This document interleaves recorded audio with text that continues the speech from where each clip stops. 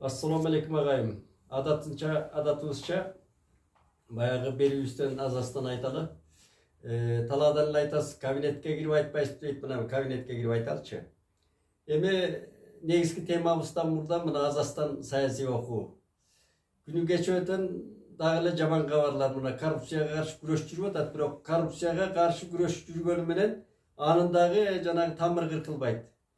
Энергетика министринин орун басары кармалып атат. Мынау кыргыз көмүрдүн жетекчилеринен кармалып атат.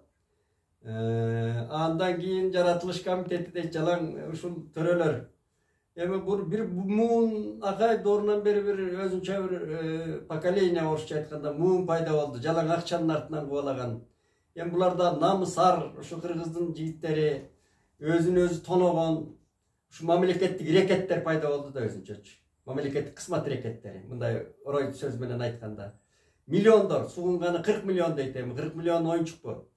Emi görüp atat barın.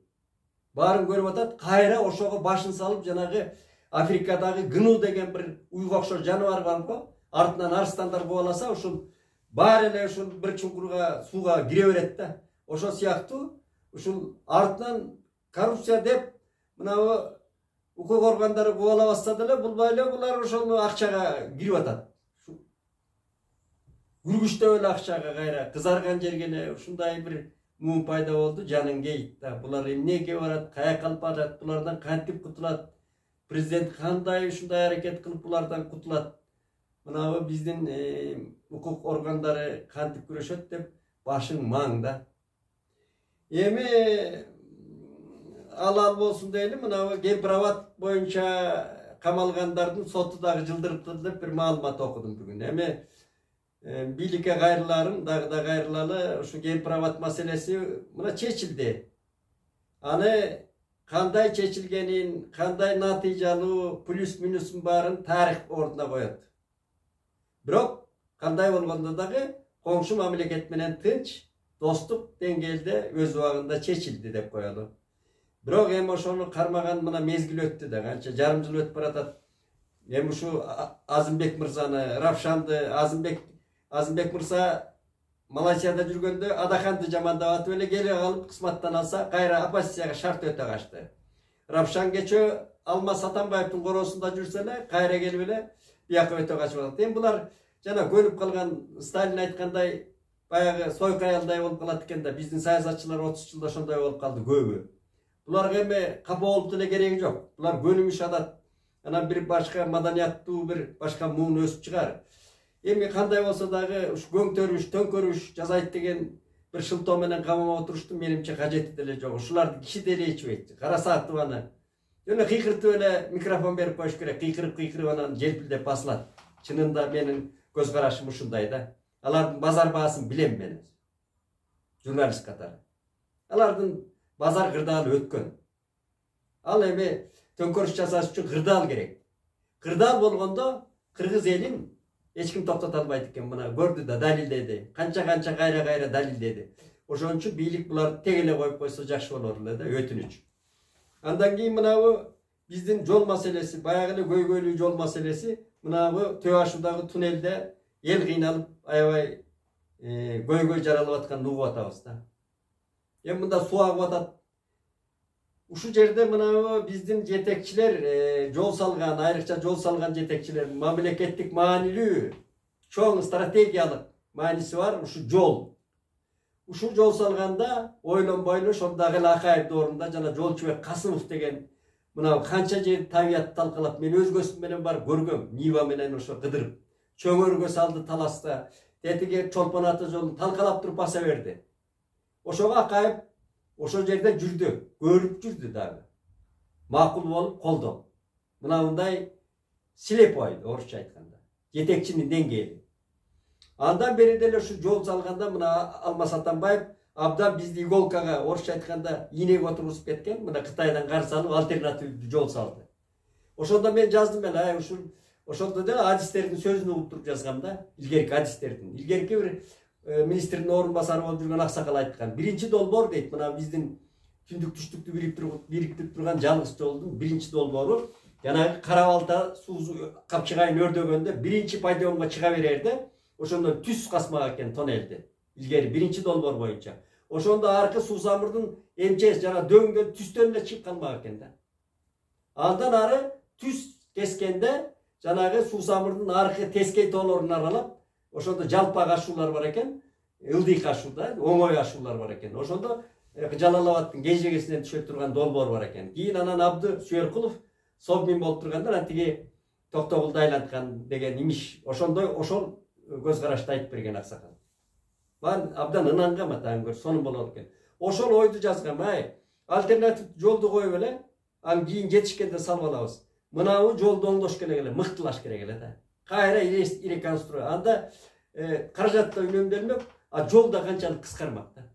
Мына боомдун ичиндегидей кылып, эки тараптуу жол кылып салып салганда эле абдан эл аралык стандартта. Сонун болор эле. Анан эми тиги Гөгардагы чоң туннелден дагы суу токтобой атат деп мен адистерден угам да, суу токтобой тап тешик болуп эле айласын кетип атат деп. Эми ушу ойлонбой жасаган иштердин аягы ушундай болуп, мына эл кыйналат дайыма. Бул эми кийинки бийликтин чоң проектилери жасаганда ушу кулак кагыш, чоң маселелерди мындай элдин мойнуна кийин карыз болуп үйүлүп кала турган акчаны элдин өзүнө салыш керек. Ошо проекттен жеке эле чече койбош керек. Кийин мындай болуп калпсыз иштер чыгып калып атат. Ошону мейли Асман шаарын саласыңарбы, мейли андан чоң проекттер болобу, муну элге талкуулап, жана кең касып атканда дагы муну ачык талкууга салып, чоң адистерди чакырып келип анан миң ойлоп биргесиш керек да. Менимче ушундай. Анан эми бүгүнкү негизги темабыз, ал киши өзү айтпа деп эле секире берет, мөңкүй берет, мындай айтканда мен тамашалап коеюн. Бүгүнкү кыргыз адабиятынын магиканы, же болбосо корифей деп коелу, Токтосун Самудинов деген байке жүрөт, басып арабызда.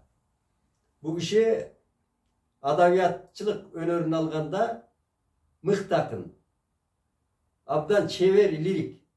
Бирок өзүнүн кичине тормозу бар. Мен байкеме айтып тамашалап калам. Ал тормозду мынабы кезинде бул киши саяпкер катары Ленчи жаш газетасы, белгилүү Ленчи жаш газетасынын редактору орун басар болуп жүргөндөгү айтор, биздин кыздар адабиятынын лидери Чолпон жылдызы болуп калган Шербет эженин тушоосун кескен жери бар. Ошол макаланы мен таап алып окудум. Ошо эже агай жөнүндө 6 сөз деп 50 жашында жазган экен. Биринчи ошол келечек уяң, тартынчаак таланттын тушоосун кескен да. Мына бул Токтосун байкенин ошондой көп жаштарга жасаган ыклас мамилеси, көрөгөчтүгү, сынчылыгы, толубай сынчыдай. Анан ошо 50 жашында эже мынандай жакшы ырларына шиңгил келтирип, анан бир ырын келтириптир, мен кайталап окуйунчу. Кол созбойм колум жетпес бийиктерге, теңелбейм буудандарга күлүктөргө. Ушсам деп көктү самап талпынбаймын, буттарым турат дайым тийип жерге. Эң жакшы буттары тийип турганы, таканчыктап, жерди таканчыктап турганы. Бирок бийикке кол сунбайм дегени Токтосун байкемдин образы да. Сунуш керек болчу. Ошондо эгерде ырдын артынан сая түшкөндө, азыр байкем таарынбас, чоң талант эле, чоң акындык деңгээл бар эле да. Анан эми ал ансы деле жакшы акын деңизчи, бирок ошондон дагы күчтүү саптар чыкмак эле. Көрдүңүзбү, жанагы азыркы жаштарга айтып коюу, жана Карбалас дос айткандай, Рамис Рыскуловго жазган, бир буту чыгып турат эрежеден. Бир бут чыгып туруш керек эрежеден, эрежеге сыйбаш керек, учуш керек колдон келсе. Урунуш керек тагдырларга. Өнөр адамынын бирден бир умтулуусу, вазифасы ошол болуш керек. Умтулуш керек, чабыш керек чабыттарга. Анан Токтосун байкем мына бир чоң бизге калтырып кеткен, калтыра турган дейлеби. Бул киши арабызда жүрөт, тирге энциклопедия. Ошо Ал Токонбаев, Түгөлбай Сыдыкбеков, Айтматовдон бер жакта бизге алып келген көпүрө. Алтын көпүрө бизге. Токтосун байке ушул туразаң ушундай шилекейин чачыратып, алтын шилекейин чачыратып айтып берет. Эмне деген бул киши сандык өзүнчө эле, кут сандык да. Анан кийин эми бул кишинин дагы бир кыргыз адабиятына берген чоң өнөрү пародия өнөрү, пародия жанры. Ушу киши пародияны баштады, аягына ушу чырайына чыгарды. Кыргыз пародиясы ушу Токтосун Самидиновдун өңүндөй. Кыл калемине таандык. Анан үчүнчү кыскарта айтканда, мынабы эң дагы бир чоң иши, мына Байчечекей журналы наристелер үчүн жанагы эненин эмчегинен эле сүтүнөн ажырагандан кийинки бийинчи бешик ырларын ошо ырдаткан балдардын жанагы бала бакчадан тартып ырдатып эсине рухун салган кыргыз дүйнөсүн жаңырткан ушул Байчечекей журналы. Бул киши 35 жашында Усуалиев чакыртып кабыл алып, ошо жазуучулар өздөрү сунушташкан, жараса ушул жигит жарайт деп, анан Ленинчил жаш газетасынын редакторунун орун басары болуп турганда 35 жашында Усуалиев кабыл алып, анан тиги жогорку Москванын Ленин комсомол комитетинен жолугушуудан өтүп, беседадан. Анан ошондо биринчи редактору. Мына ошол күндөн тарта 1977 жылдан бери бүгүнкү күнгө чейин ушу Токтосун Байке сүйрөп келатат. 47 жылбы, 50 жылга чукулдап калды. Сүйрөп келатат дегеним, албетте Союздун убагында абдан көркөм, түстүү, ал кезде байлык бар эле. Эң сонун маани берилчү басма сөзгө. Ошондой сонун көркөм чыгып турду, тамшандырып, талашып окуду. Балдар эмес, чоңдор талашып окучу. Анан мынабы эгемендик алганда Кашаев мынабы дагы эле ошол алгачкы президентибиз өнөр адамдарын баарын басма сөзүн баштап, журналдагы журналдарын баштап көчөгө таштап койду. Onu көбү жоголуп кетти, Ала Тоо кыргыз маданияты деп интеллигенция кой, ар бир чабан малчы колчуна салып окуган, тамшанып окуган. Ошо малчы чабанын, уйчу койчун баары жазуучулар менен полемикага чыгып калган деңгээл болуп калган ошондо. Мына газет менен китептин ролу. Анан ошо кезде таштап койду эле, көбү жок болду. Бирок ушул негедир Токтосун Байкенин өзөрдүгүнөн, анан бул киши дипломат, абдан өзү жароокер, жугумдуу киши, ушу өзүнүн жеке касиети менен ушул Байчечекей журналын сактап бизге алып келатат. Мына 45 жылдыгында деле мамлекет жөн салды белгилемиш болуп койду. Яй, мындай адамын башка эл төбөсүнө көтөрүп алат туугандар. Мындай адамын. Эми мына Токтогул сыйлыгын айтайын. Мен эл наамдарына жанагы Сталиндин идеологтору чыгарган эл акын, эл жазуучу, тиги бу артист деген эл батыры деп кийин Акаев идеологтор ойлоп чыгарды. Шуларга мен каршымын. Булар теңдемечил бийликтин эле монпосую. Наамды эл берет. Аке деген эл берген Ысык көлдүн акелерине. Жанагы Баатыр, Шабдан Баатыр, Алымбек Татка, Курманжан деген образдарды, унутулбаган инсандарды, элдик адамдар эл берип, эл унутпайт ошону. Ал эми өнөр адамына материалдык сыйлык болуу керек. Мына Нобель сыйлыгындай, ошонун филиалы, тамашалап айтканда, Токтогул сыйлыгы.